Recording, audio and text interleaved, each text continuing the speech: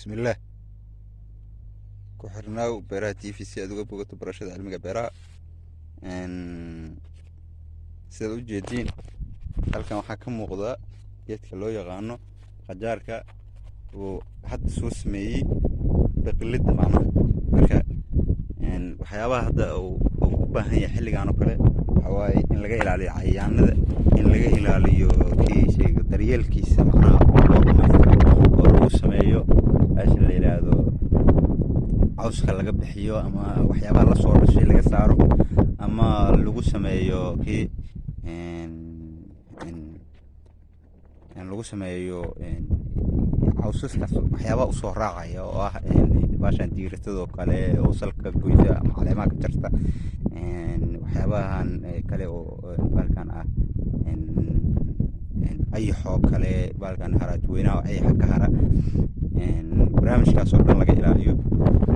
midda kale waa xargaha hadda soo laalaado ujeedo waxa weeye waxaa lagu sameeyaa sticking waxa la yiraahdo waa lagu taajiyaa macnaha si oo u noqonin inay dhulka ugu dhacaan mirihiisu dhulka u taaban ayaa looga ilaaliyaa waxa waaye mar kasta waxa uu leeyahay inaad mar kasta oo daryeelkiisa kordhiso ama aad nafaqadiisa kordhiso waxaad helaysaa wax fiican baad ka helaysaa marka waxa waaye sida ujeedin kor uu ka daboolan yahay oo greenhouse uu ku abuuran yahay greenhouse-kan gudihiisa ayuu ku abuuran yahay oo ku ilaashan yahay waxa hadda inkastoo geesaas uu ka bannaan yahay geesaas bannaanadiisa waxaa keenayso hadda oo la furay baashan bacaa ku xiran bacdaasna marka kuleyl badan ku samaynayso sidaa daraaddeed marka kuleylka zaa'idka uma fiicno marka sidaasaan geesaha uga furnay laakiin haddii uu lahaan lahay shabaqa ama shabaq uu ku xirnaan lahay automatically asaga dhan wuu xirnaan lahaa wuu daboolnaan lahaa marka waa aad buu waxawaa sheegay meeshaas wax yaroo dayaca waa ka jiraa laakiin sidiisa kale reelkiisa iyo wixiisaas hadii loo dhammaystiro waa iska fiicnaanaya waa iska hagaagayaa marka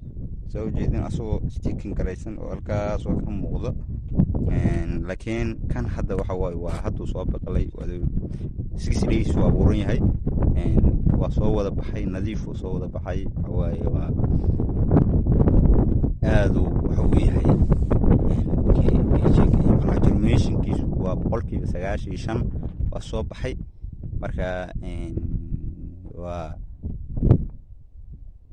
marka waxa uu bilaabanaya daryeelkiisa iyo wanaajintiisa iyo waxa uu bilaabanayo in la daba kaco oo xogtiisa la ilaaliyo oo la ilaaliyo nafaqadiisa la ilaaliyo oo cudurrada laga kontrolo oo lagu sameeyo stick lagu sameeyo la toosiyo laga jaro laamaha macnaha oo ay sheegay culayska ku ah oo problemka ku keeni kara waxaas dhan marka shaqadiisaas laga qabto markaas wuxuu noqonayaa wax dhammaystiran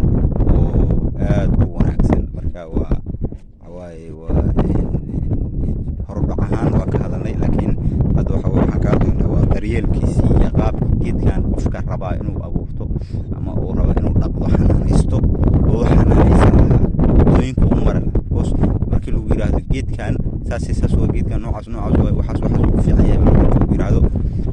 waxaad u baahanaysaa geedkii maadaama aad aragtay inuu geed wanaagsan yahay qaabkee u xanaanaystaa ama aan u ilaashanaya marka waaye intaas waxaan ka dhigaynaa macnaha qaabka loo xanaanayn lahaa waxa tubooyinkaas u baahan yahay in meel xiran lagu abuuro u baahan yahay bannaanka inkastoo lagu abuuro laakiin bannaanka wax badan kama helaysid waa ka helay laakiin wax badan kama helaysid laakiin meesha tan waxa waa ilaa uu life cycle-kiisu ka dhammaado waad guranaysaa marka waa aad buu ugu fiican yahay markuu greenhouse-ka ku jiro u wanaagsan yahay oo u yahay geed macnaha faa'iido leh halkaan uu macnaha ku faa'iido badan yahay marka qofkii awooda waxa waaye aad buu geedkan u macno badan yahay macno fiicanna u samaynayaa asalaamu calaykum waraxmatullaahi wabarakaatuhu